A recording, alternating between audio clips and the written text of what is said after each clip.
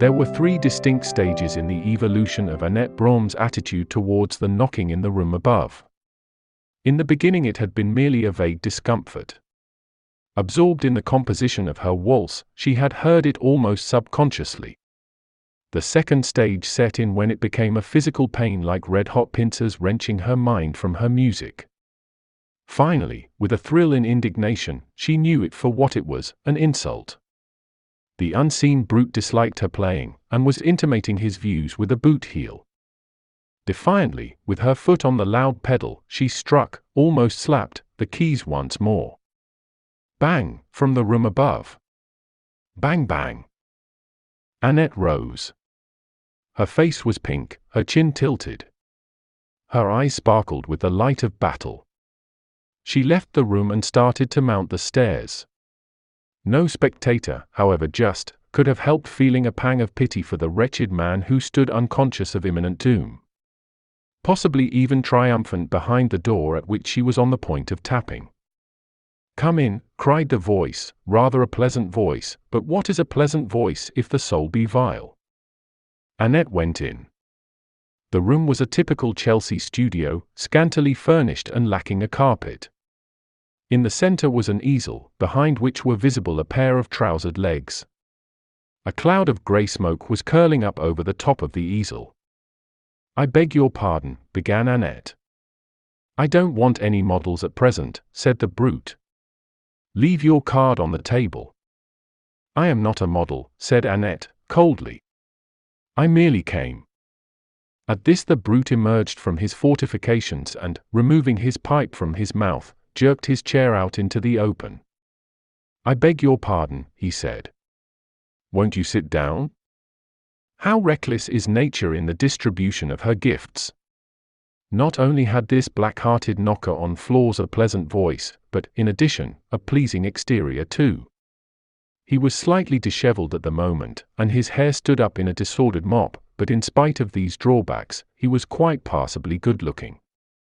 Annette admitted this. Though wrathful, she was fair. "I thought it was another model," he explained.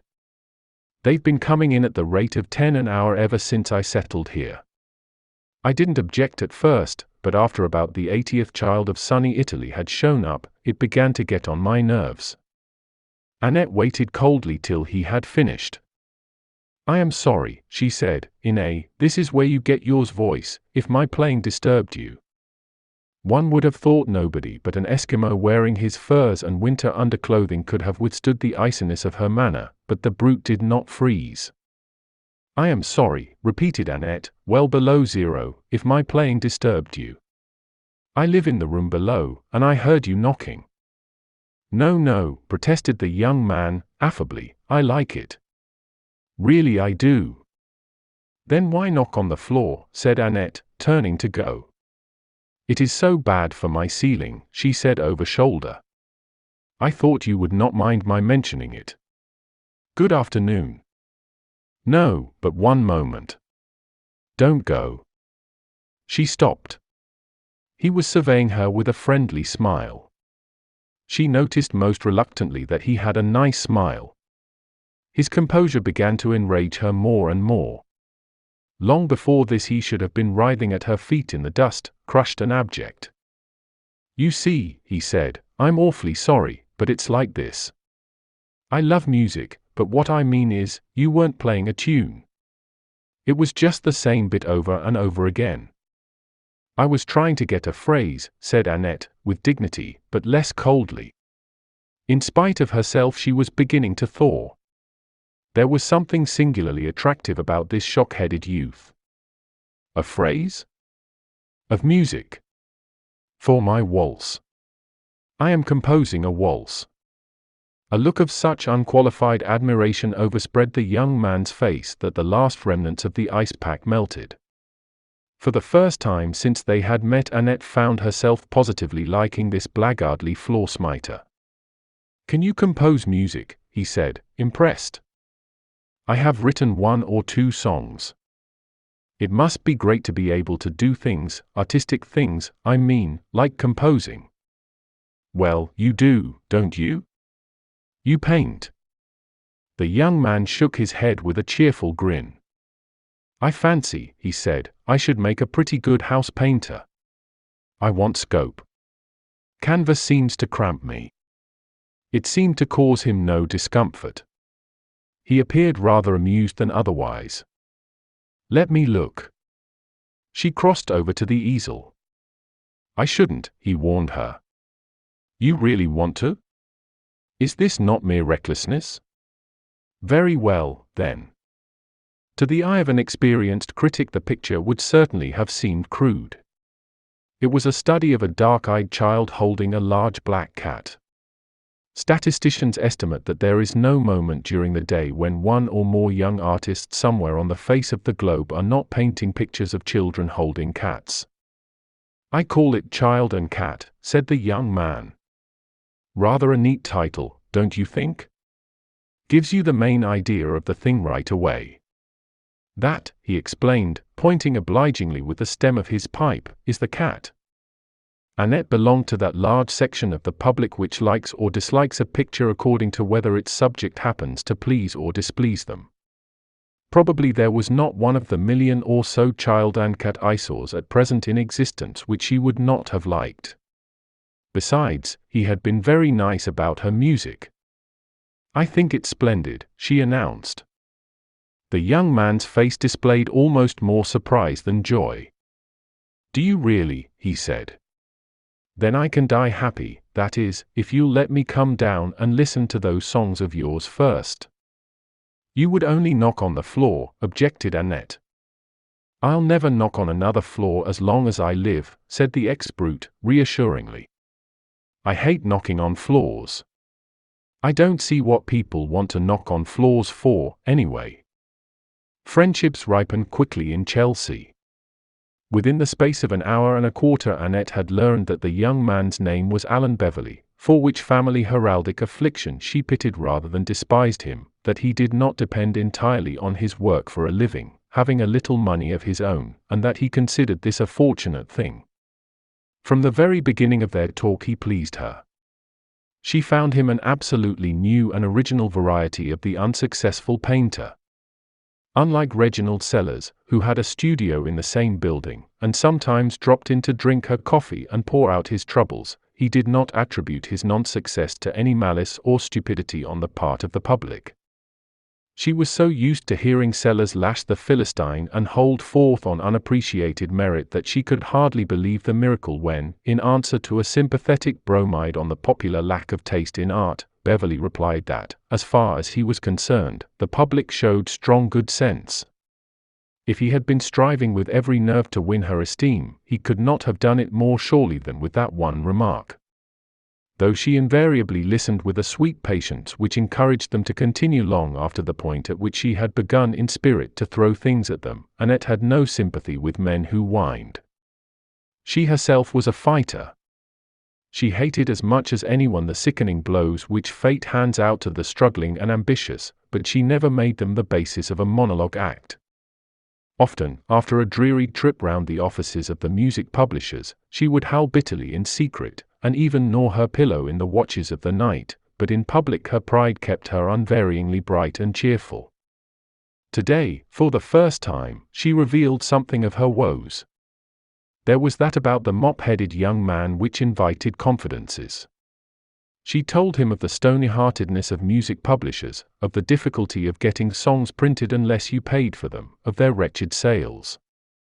But those songs you've been playing, said Beverley, they've been published. Yes, those 3. But they are the only ones. And didn't they sell?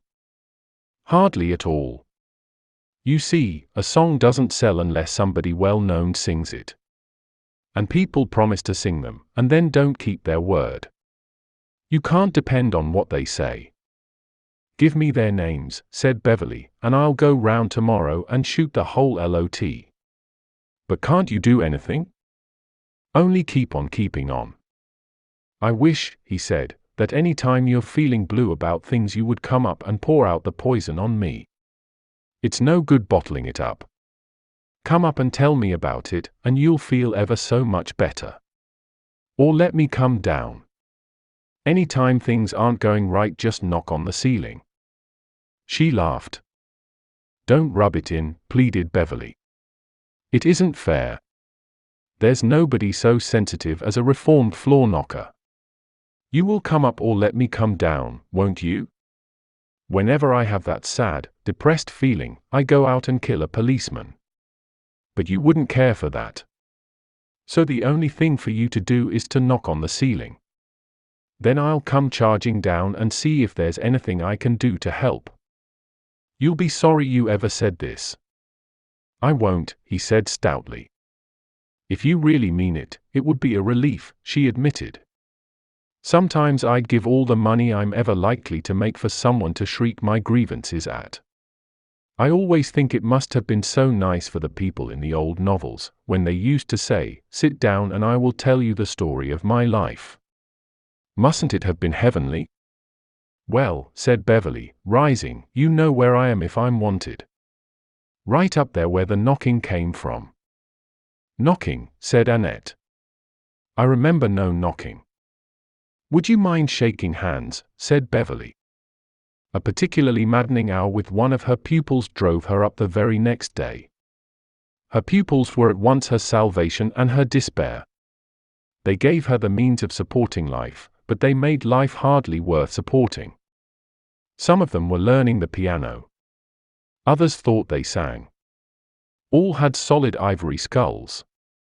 There was about a teaspoonful of grey matter distributed among the entire squad, and the pupil Annette had been teaching that afternoon had come in at the tail end of the division. In the studio with Beverly she found Reginald Sellers, standing in a critical attitude before the easel. She was not very fond of him. He was a long, offensive, patronizing person, with a mustache that looked like a smear of charcoal, and a habit of addressing her as "our little one." Beverly looked up. "Have you brought your hatchet, Miss Braun? If you have, you're just in time to join in the massacre of the innocents. Sellers has been smiting my child and cat hip and thigh. Look at his eye. There. Did you see it flash then? He's on the warpath again." "My dear Beverly," said Sellers, rather stiffly, "I am merely endeavoring to give you my idea of the picture's defects. I am sorry if my criticism has to be a little harsh." "Go right on," said Beverly, cordially. "Don't mind me, it's all for my good." "Well, in a word, then, it is lifeless. Neither the child nor the cat lives." He stepped back a pace and made a frame of his hands. "The cat now," he said. "It is, how shall I put it? It has that kind of cat wouldn't," said Beverly. "It isn't that breed." "I think it's a dear cat," said Annette. She felt her temper, always quick, getting the better of her. She knew just how incompetent Sellers was, and it irritated her beyond endurance to see Beverly's good-humored acceptance of his patronage. "At any rate," said Beverly, with a grin, "you both seem to recognize that it is a cat. You're solid on that point, and that's something, seeing I'm only a beginner." "I know, my dear fellow, I know," said Sellers, graciously. "You mustn't let my criticism discourage you. Don't think that your work lacks promise. Far from it. I am sure that in time you will do very well indeed. Quite well." A cold glitter might have been observed in Annette's eyes. "Mr. Sellers," she said, smoothly, "had to work very hard himself before he reached his present position. You know his work, of course?" For the first time Beverly seemed somewhat confused. Why," he began. "Oh, but of course you do," she went on, sweetly. "It's in all the magazines." Beverly looked at the great man with admiration, and saw that he had flushed uncomfortably. He put this down to the modesty of genius. "In the advertisement pages," said Annette. Mr. Sellers drew the picture of the walk-easy shoe and the rest-a-while settee and the tin of sardines in the Little Gem sardine advertisement. He is very good at still life." There was a tense silence. Beverly could almost hear the voice of the referee uttering the count. Miss Brougham, said Sellers at last, spitting out the words, has confined herself to the purely commercial side of my work. There is another. Why, of course there is. You sold a landscape for £5 only 8 months ago, didn't you? And another 3 months before that. It was enough. Sellers bowed stiffly and stalked from the room. Beverly picked up a duster and began slowly to sweep the floor with it. What are you doing? Demanded Annette, in a choking voice. The fragments of the wretched man, whispered Beverly. They must be swept up and decently interred. You certainly have got the punch, Miss Brougham. He dropped the duster with a startled exclamation, for Annette had suddenly burst into a flood of tears.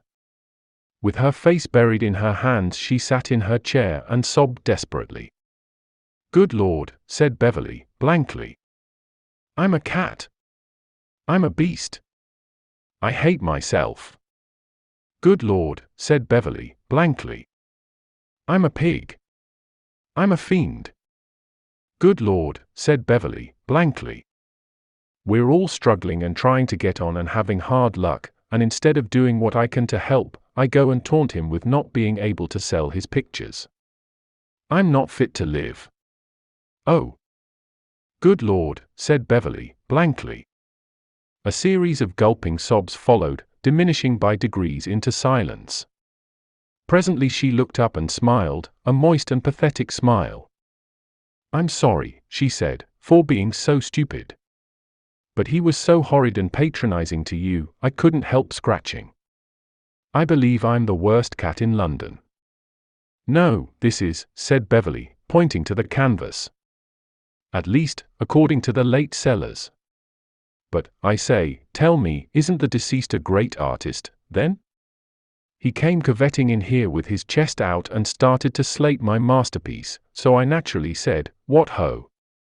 'Tis a genius. Isn't he? He can't sell his pictures anywhere. He lives on the little he can get from illustrating advertisements. And I taunt?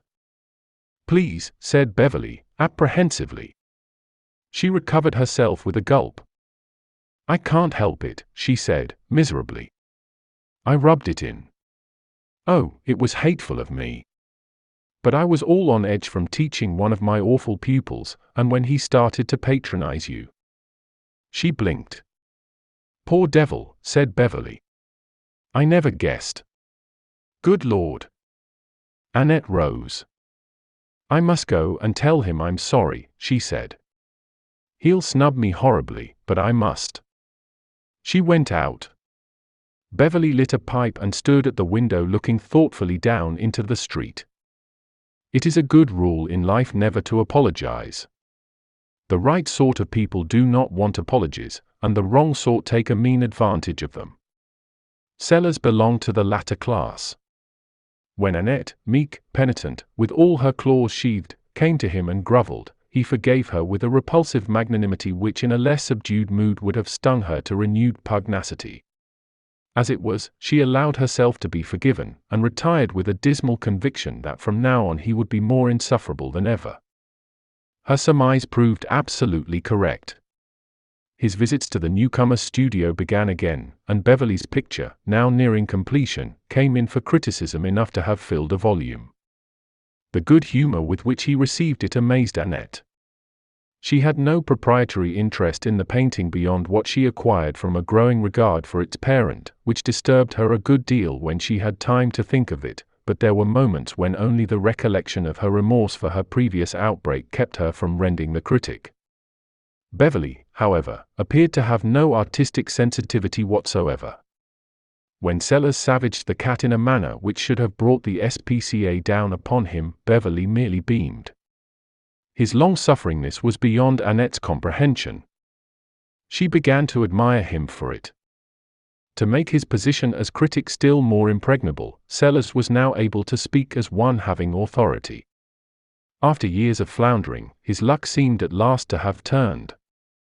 His pictures, which for months had lain at an agent's, careened like crippled battleships, had at length begun to find a market. Within the past 2 weeks 3 landscapes and an allegorical painting had sold for good prices, and under the influence of success he expanded like an opening floweret. When Epstein, the agent, wrote to say that the allegory had been purchased by a Glasgow plutocrat of the name of Bates for 160 guineas, sellers' views on Philistines and their crass materialism and lack of taste underwent a marked modification. He spoke with some friendliness of the man Bates. "To me," said Beverley, when informed of the event by Annette, "the matter has a deeper significance. It proves that Glasgow has at last produced a sober man. No drinker would have dared face that allegory. The whole business is very gratifying." Beverley himself was progressing slowly in the field of art. He had finished The Child and Cat, and had taken it to Epstein together with a letter of introduction from Sellers. Sellers' habitual attitude now was that of the kindly celebrity who has arrived and wishes to give the youngsters a chance. Since its departure, Beverley had not done much in the way of actual execution. Whenever Annette came to his studio, he was either sitting in a chair with his feet on the window sill, smoking, or in the same attitude listening to Sellers' views on art. Sellers, being on the upgrade, a man with many pounds to his credit in the bank, had more leisure now. He had given up his advertisement work, and was planning a great canvas, another allegorical work. This left him free to devote a good deal of time to Beverley, and he did so. Beverley sat and smoked through his harangues. He may have been listening, or he may not. Annette listened once or twice, and the experience had the effect of sending her to Beverley, quivering with indignation. "Why do you let him patronize you like that?" she demanded. "If anybody came and talked to me like that about my music, I don't know what I'd do. Yes, even if he were really a great musician. Don't you consider Sellers a great artist, then, even now? He seems to be able to sell his pictures, so I suppose they must be good, but nothing could give him the right to patronize you as he does." "My learned friend's manner would be intolerable in an emperor to a black beetle," quoted Beverley. "Well, what are we going to do about it? If only you could sell a picture, too." "Ah. Well, I've done my part of the contract. I've delivered the goods. There the thing is at Epstein's. The public can't blame me if it doesn't sell. All they've got to do is to waltz in their thousands and fight for it. And, by the way, talking of waltzes—" "Oh, it's finished," said Annette, dispiritedly. "Published too, for that matter." "Published? What's the matter, then? Why this drooping sadness? Why aren't you running around the square, singing like a bird?" "Because," said Annette, "unfortunately, I had to pay the expenses of publication. It was only £5, but the sales haven't caught up with that yet. If they ever do, perhaps there'll be a new edition." "And will you have to pay for that?" "No. The publishers would." "Who are they?" "Gruschinsky and Buchterkirch." "Heavens, then what are you worrying about? The thing's a cert. A man with a name like Gruschinsky could sell a dozen editions by himself. Helped and inspired by Buchterkirch, he will make the waltz the talk of the country. Infants will croon it in their cots. He didn't seem to think so when I saw him last." "Of course not. He doesn't know his own power. Gruschinsky's shrinking diffidence is a byword in musical circles. He is the genuine human violet. You must give him time." "I'll give him anything if he'll only sell an edition or two," said Annette. The outstanding thing was that he did. There seemed no particular reason why the sale of that waltz should not have been as small and as slow as that of any other waltz by an unknown composer. But almost without warning it expanded from a trickle into a flood. Gruschinsky, beaming paternally whenever Annette entered the shop, which often announced 2 new editions in a week. Beverley, his artistic growth still under a watchful eye of Sellers, said he had never had any doubts as to the success of the thing from the moment when a single phrase in it had so carried him away that he had been compelled to stamp his applause enthusiastically on the floor. Even Sellers forgot his own triumphs long enough to allow him to offer affable congratulations. And money came rolling in, smoothing the path of life. Those were great days. There was a hat. Life, in short, was very full and splendid. There was, indeed, but one thing which kept it from being perfect. The usual drawback to success is that it annoys one's friends so, but in Annette's case this drawback was absent. Sellers' demeanor towards her was that of an old established inmate welcoming a novice into the Hall of Fame. Her pupils, worthy souls, though bone-headed, fawned upon her. Beverly seemed more pleased than anyone. Yet it was Beverly who prevented her paradise from being complete. Successful herself, she wanted all her friends to be successful, but Beverly, to her discomfort, remained a cheery failure, and worse, absolutely refused to snub Sellers. It was not as if Sellers' advice and comments were disinterested.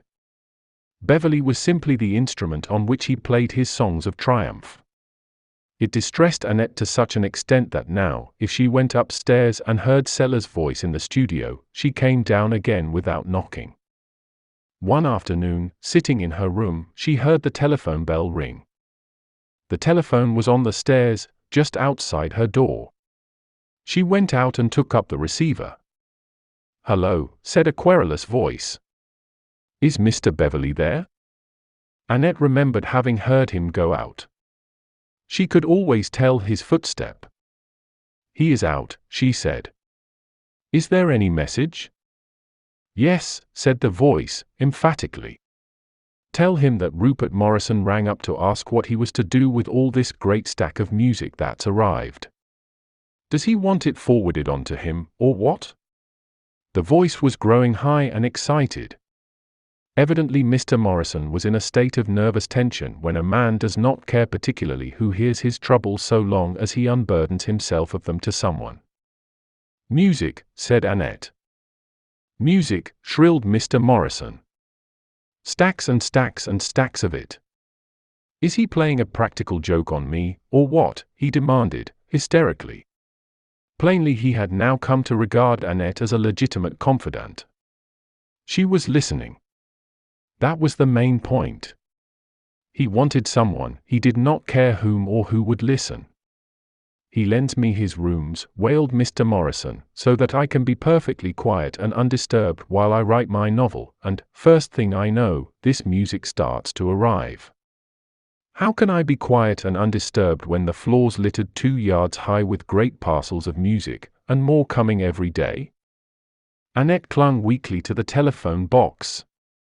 Her mind was in a whirl, but she was beginning to see many things. "Are you there?" called Mr. Morrison. "Yes." What firm does the music come from?" "What's that?" "Who are the publishers who send the music?" "I can't remember." "Some long name." "Yes, I've got it. Gruszczynski and someone."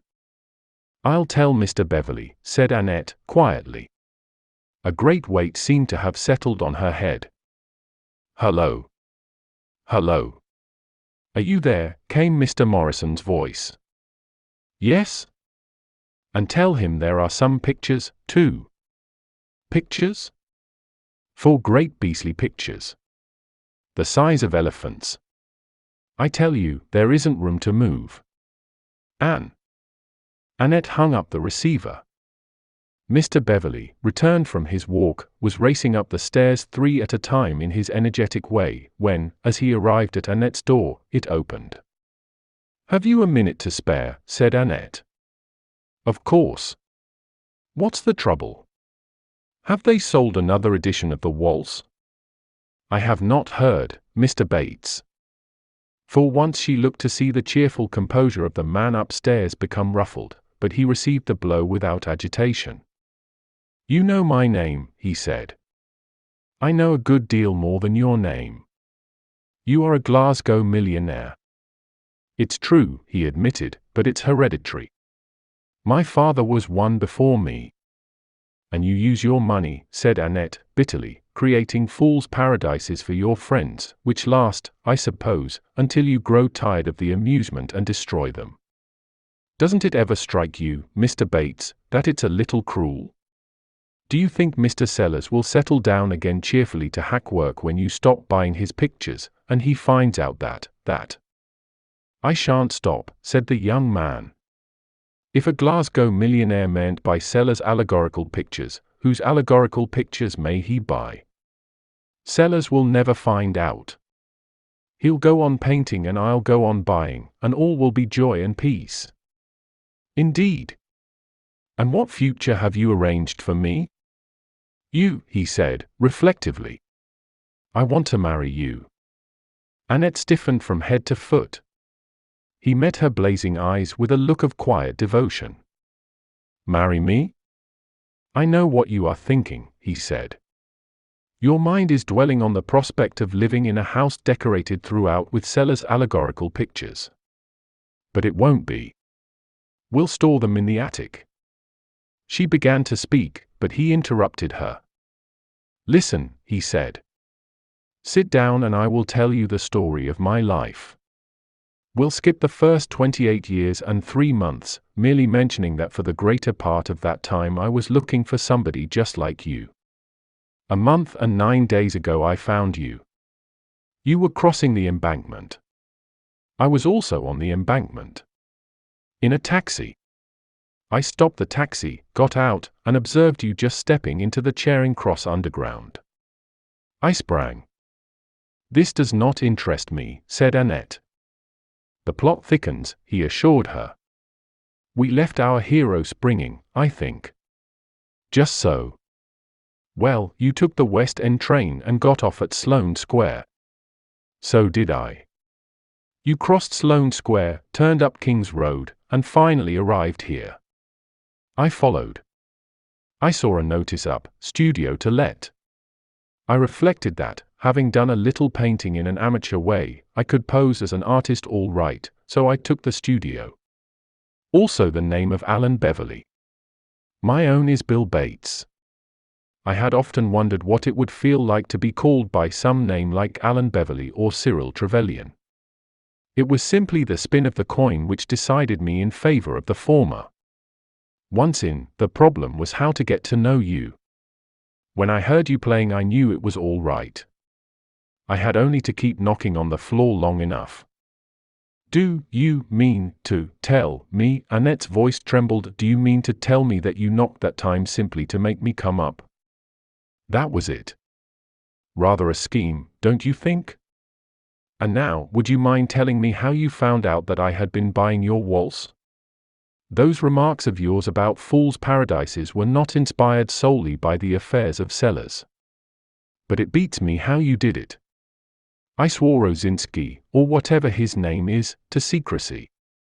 And Mr. Morrison, said Annette, indifferently, rang up on the telephone and asked me to tell you that he was greatly worried by the piles of music which were littering the rooms you lent him. The young man burst into a roar of laughter. Poor old Morrison. I forgot all about him. I lent him my rooms at the Albany.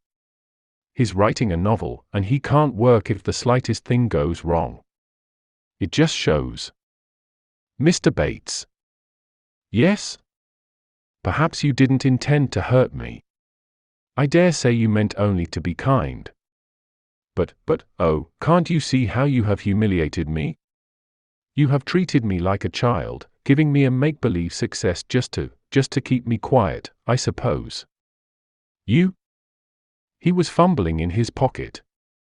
May I read you a letter, he said. A letter? Quite a short one. It is from Epstein, the picture dealer. This is what he says. Sir, meaning me, not dear Bill, mind you, just sir. I am glad to be able to inform you that I have this morning received an offer of 10 guineas for your picture, Child and Cat. Kindly let me know if I am to dispose of it at this price. Well, said Annette, in a small voice. I have just been to Epstein's. It seems that the purchaser is a Miss Brown. She gave an address in Bayswater. I called at the address. No Miss Brown lives there, but one of your pupils does. I asked her if she was expecting a parcel for Miss Brown, and she said that she had had your letter and quite understood and would take it in when it arrived. Annette was hiding her face in her hands. Go away, she said, faintly. Mr. Bates moved a step nearer. Do you remember that story of the people on the island who eked out a precarious livelihood by taking in one another's washing? He asked, casually. Go away, cried Annette. I've always thought, he said, that it must have drawn them very close together, made them feel rather attached to each other. Don't you? Go away. I don't want to go away. I want to stay and hear you say you'll marry me. Please go away.